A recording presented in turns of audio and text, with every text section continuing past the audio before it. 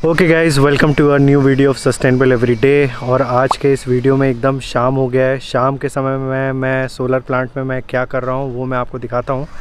Actually इस video में मैं आपको दिखाने वाला हूँ कि सेंट्रल इन्वर्टर का जो प्रिवेंटिव मेंटेनेंस होता है, यूजुअली इस प्रिवेंटिव मेंटेनेंस में जो मैक्सिमम हम काम करते हैं। एक मिनट, मेरा चेहरा आपको नहीं दिख रहा होगा, आप दिख रहा होगा आपको चेहरा। तो यूजुअली जो सेंट्रल इन्वर्टर का गाइस रात में जो हम प्रिवेंटिव मेंटेनेंस करते हैं वो ये है कि शाम के टाइम में इसका जनरेशन हो जाता है ख़त्म। तो इस इन्वर्टर के ऑपरेशन मोड में इस इन्वर्टर का टेम्परेचर बहुत ज़्यादा हाई चला जाता है। तो इस चीज़ का ऑब्जर्वेशन हम गाइस अपने स्काडा सिस्टम से रखते हैं। और जब एक सर्टेन टाइम हमें पता चलता है कि अब हमारा इन्वर्टर ऑपरेशनल मोड में बहुत ज़्यादा ओवर हीट हो रहा है, तो हम क्या करते हैं, इसके फ़ैन्स और फिल्टर की क्लीनिंग करते हैं गाइस।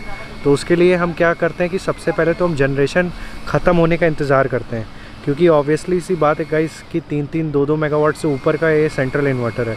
तो मतलब लाइव कंडीशन में जिस टाइम जनरेशन हो रहा होगा उस टाइम अगर हम इसको ओपन करते हैं तो उस टाइम फ़ैन भी काफ़ी स्पीड से चल रहे होते हैं, प्लस सेफ्टी का भी बहुत बड़ा कंसर्न रहता है।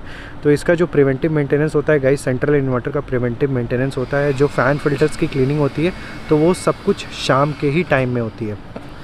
तो इसके लिए हम क्या करते हैं, एक रिक्वायर्ड हमारे पास SOP स्टैंडर्ड ऑपरेटिंग प्रोसीजर रहता है, जिसके तहत हम अपने सिस्टम को आइसोलेट करते हैं, एक वर्क परमिट जनरेट करते हैं और सभी प्रोटेक्टिव मेजर्स लेके हम इन्वर्टर को इमरजेंसी स्टॉप करके, ठीक है, उसका AC/DC आइसोलेट करके हम इन्वर्टर के फ़ैन फिल्टर्स को खोलते हैं और एयर ब्लोअर के थ्रू उनकी प्रॉपर क्लीनिंग करते हैं। प्रॉपर क्लीनिंग होने से गाइस क्या होगा कि आपका इन्वर्टर मॉर्निंग टाइम में पीक आवर ऑफ जनरेशन से प्रॉपरली ब्रीथ कर पाएगा, और प्रॉपरली ब्रीथ कर पाएगा तो गाइस उसमें डी रेटिंग का जो कॉन्सेप्ट है, डी रेटिंग ख़त्म हो जाएगी, ठीक है।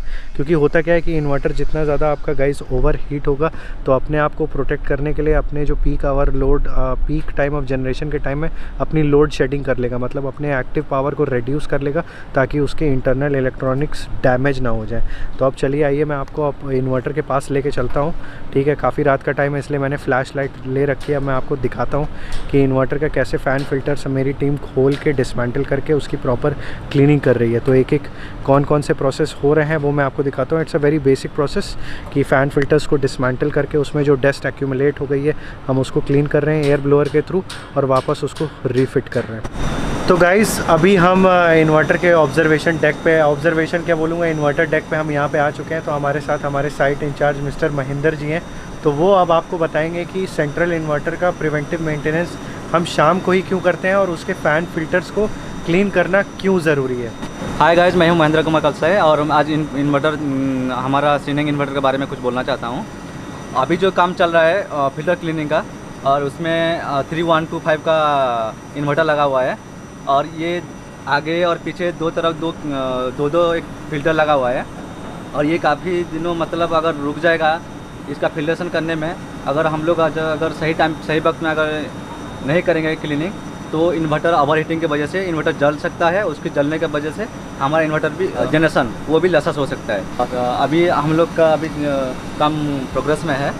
हम लोग शाम के टाइम में करना चाहिए कि हमारा जनरेशन लॉसेस ना हो। अगर जनरेशन के टाइम में अगर हम लोग ओपन करेंगे तो उसकी वजह से जो मॉइस्चर आएगा, जो बस बार में लगेगा, और बहुत कुछ इक्विपमेंट्स है इसके अंदर जो कि डस्ट की वजह से उसका मतलब प्रॉब्लम आ सकता है। जो कि इम्पोर्टेंट चीज़ है, कम्युनिकेशन का एक बोर्ड रहता है, और सभी उसमें अगर डस्ट जम जाएगा तो प्रॉब्लम होगा। इसीलिए हम लोग इवनिंग के टाइम में इसको क्लीनिंग करना पड़ता है। तो गाइज़ ये थे हमारे साइट इंचार्ज मिस्टर महेंद्र, जिन्होंने आपको इस प्रोटोकॉल के बारे में बताया कि क्यों हम रात के टाइम में जब हमारा जनरेशन ख़त्म हो जाता है तभी सेंट्रल इन्वर्टर का क्लीनिंग करते हैं, क्यों डे के टाइम में नहीं करते। क्योंकि ये एक HV इक्विपमेंट है। अगर आप डे टाइम में करोगे तो इसके अंदर जितने भी कंट्रोल इलेक्ट्रॉनिक्स हैं, ऑपरेटिंग इक्विपमेंट है, उसके अंदर आपकी डस्ट चली जाएगी, एक्यूमुलेट हो जाएगी।